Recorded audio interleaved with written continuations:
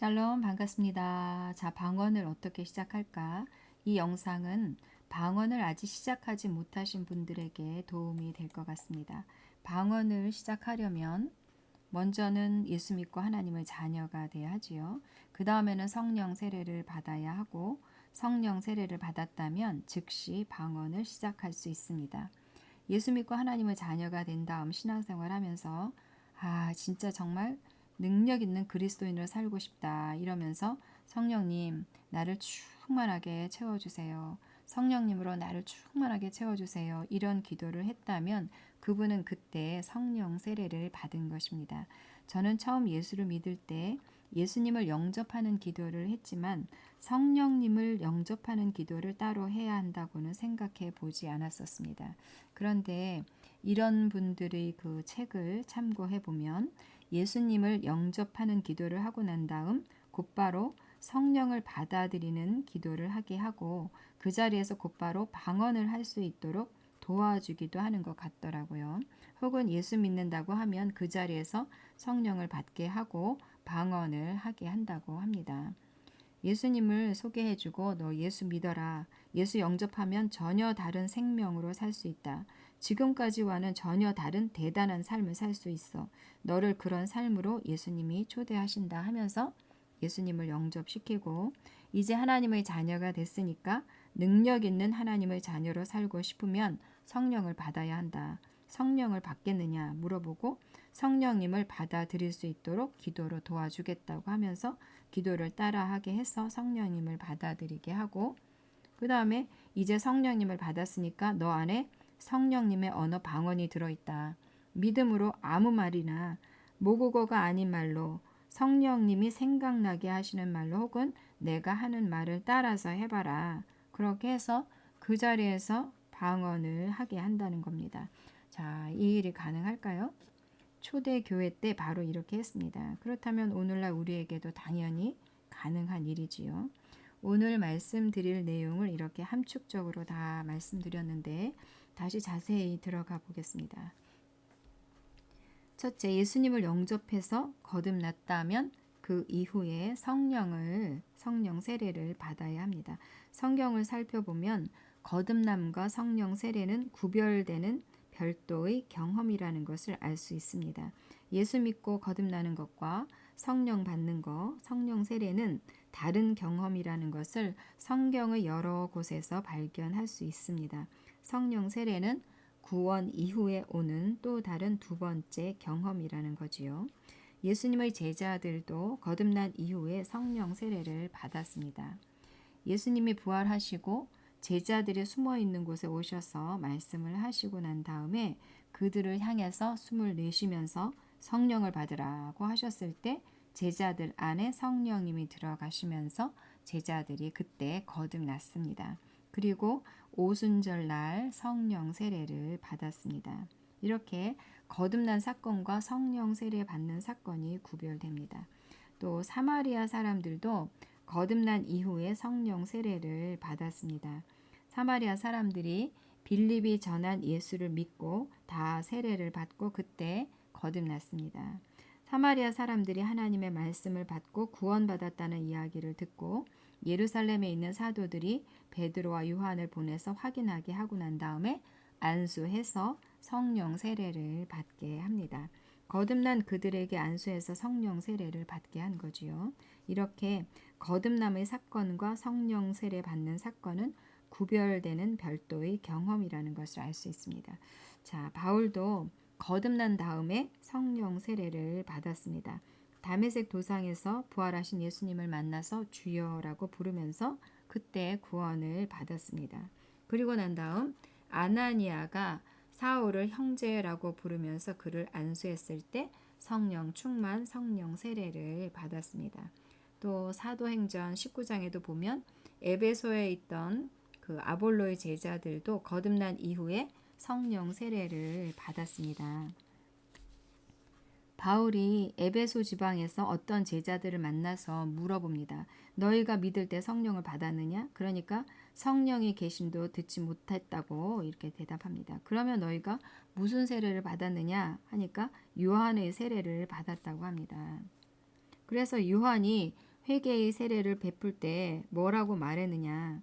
요한 뒤에 오시는 이를 믿으라고 했지. 바로 예수를 믿으라고 했지. 그러면서 그들이 바울을 통해서 예수님이 어떤 분이신지 듣고 예수의 이름으로 세례를 받고 그때 거듭납니다.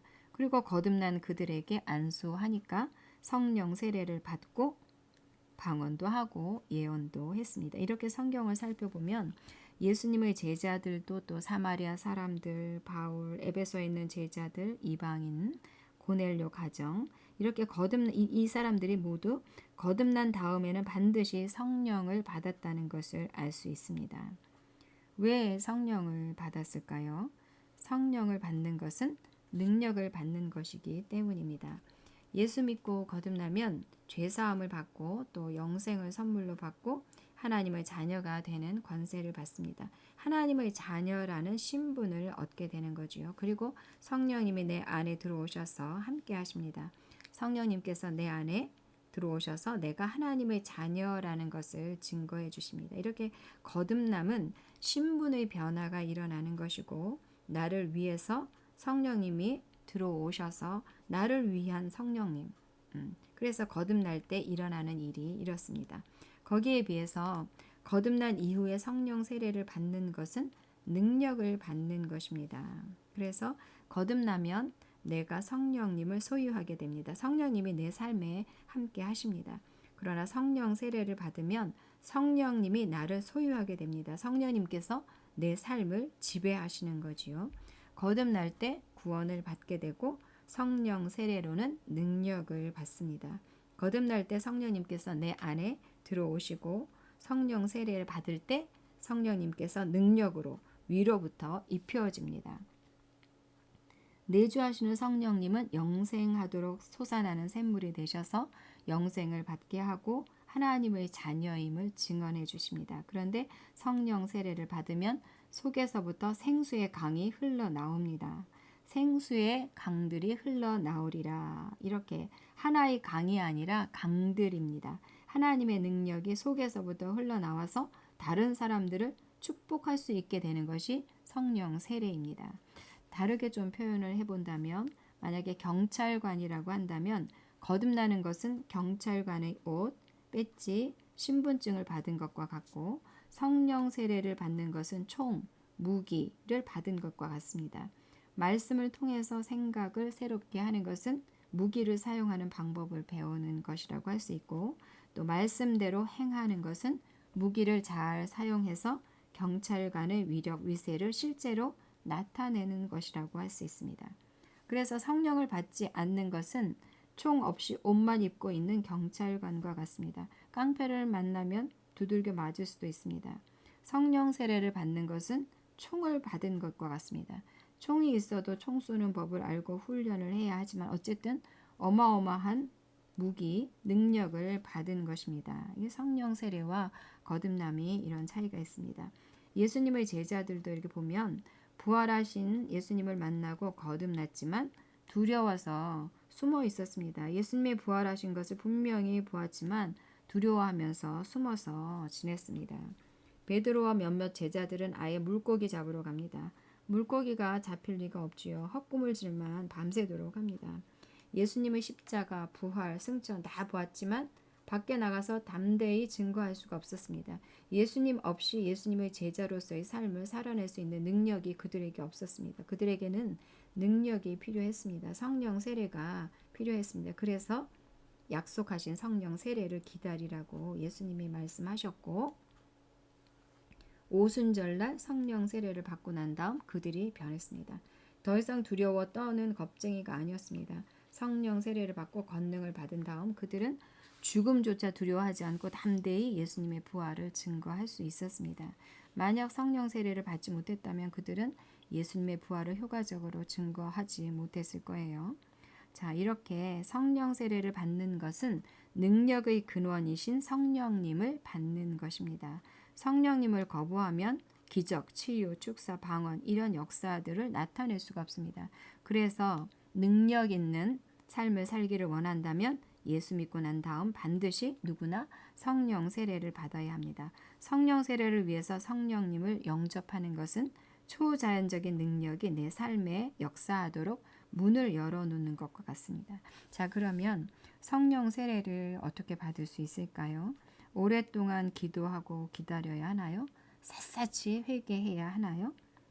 처음 성령이 임하신 오순절 사건 때에는 예수님께서 제자들에게 성령 세례를 기다리라고 명령을 하셨습니다.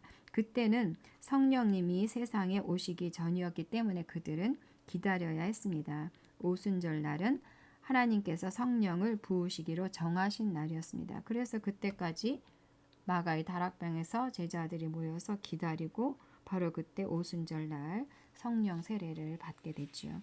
그러나 지금은 이미 성령님께서 이 땅에 내려오셨기 때문에 더 이상 기다릴 필요가 없습니다.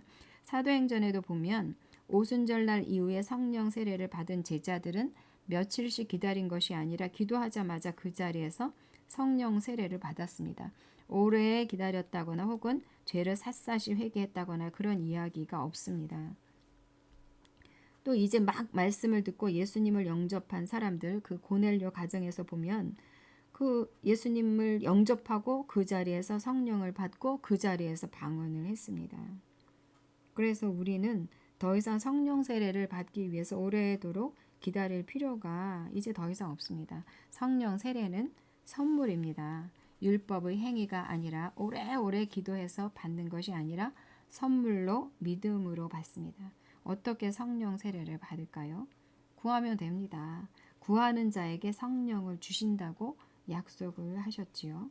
그냥 성령을 구하면 됩니다. 성령을 부어달라고 기도하면 그 즉시 성령을 부어주십니다. 모든 죄를 다 회개해야 된다고 그렇게 하지 않으셨습니다. 자식이 아버지에게 성령을 구하면 주신다고 하셨습니다. 그래서 그냥 구하면 됩니다. 그런데 성령 세례를 온 마음을 다해서 원해야 합니다. 내가 이제 더 이상 내 힘으로 살지 않고 성령의 능력으로 살기를 원한다고, 또 성령님께 온전히 맡겨드리기를 원하고, 나를 통해서 성령님이 사시기를 원하고, 어디를 가든지 능력 있는 증인이 되기를 원한다고, 영향력 있는 하나님의 백성으로, 영향력 있는 그리스도인으로 살기를 원한다고, 이렇게 성령 세례를 간절히 원하는 마음으로 구해야 합니다.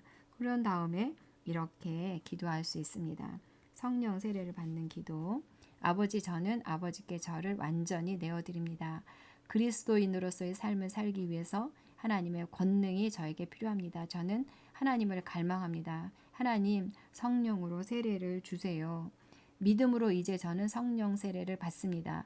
제가 취합니다. 예수님의 이름으로 성령 세례는 저의 것임을 선포합니다. 아버지, 저에게 성령님을 주셔서 감사합니다. 성령님, 저에게 와주셔서 감사합니다. 저의 인생으로 오심을 환영합니다. 이렇게 성령 세례를 받는 기도를 할 수 있습니다. 이렇게 기도했다면 성령 세례를 받은 것입니다.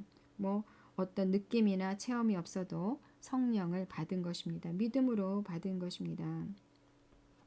그런데 앞에서도 제가 말씀드린 것처럼 신앙생활을 하면서 저에게 성령 부어주세요 하고 간절한 마음으로 성령을 구하는 기도를 했다면 성령을 받는 기도를 다시 할 필요는 없습니다. 이미 성령을 받았기 때문이지요.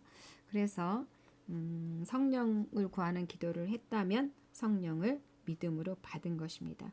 기도하고 구한 것은 받은 줄로 믿으라고 하셨기 때문에 받은 줄로 믿으면 받은 것입니다. 나는 성령 세례를 받았습니다. 그래서 성령 세례를 받았다고 하나님께 감사하고 찬양하십시오. 하나님을 사랑한다고 고백하고 성령님으로 채워주심을 감사하십시오. 그런 다음에는 성령을 받았다면 성령으로 기도할 수 있습니다. 성령 세례를 받았다면 방언으로 기도할 수 있습니다. 사도행전에 보면 성령 충만을 받으면 그 증거로 방언을 다 했다는 것을 알 수 있습니다. 예수님의 제자들도 성령 충만함을 받고 그 즉시 방언을 했습니다. 또 이방인들에게 성령을 부어주니까 그들이 방언을 말하며 하나님을 높였다고 합니다. 또 에베소에 있는 아볼로의 제자들도 성령을 받자마자 방언도 하고 예언도 했습니다. 이렇게 사도행전의 기록을 보면 초대교회 성도들은 성령 세례를 받자마자 그 자리에서 방언을 했습니다.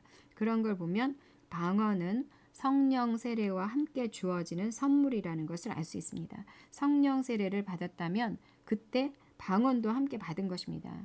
그런데 방언을 하지 않으면 성령 세례를 안 받은 것인가? 꼭 그런 것만은 아닙니다. 성령 세례를 받았어도 방언하지 않을 수 있습니다. 방언을 못하는 것이 아니라 방언을 안 하는 것입니다. 그러나 성령 세례를 받았다면 누구든지 방언을 할 수 있습니다. 그래서 성령 세례를 받았다면 방언을 따로 구할 필요가 없습니다. 이미 방언을 받았기 때문이지요. 방언을 받았기 때문에 누구든지 방언할 수 있습니다. 방언을 받았다는 것을 믿고 방언할 수 있다는 것을 믿고 내가 입을 열어서 시작하면 됩니다. 방언을 이미 받았습니다. 성령 세례 받았을 때 방언을 이미 받았습니다. 시작하는 방법만 이제 알면 됩니다. 방언을 받아야 한다는 생각을 하면 방언하는 것이 어렵게 여겨집니다.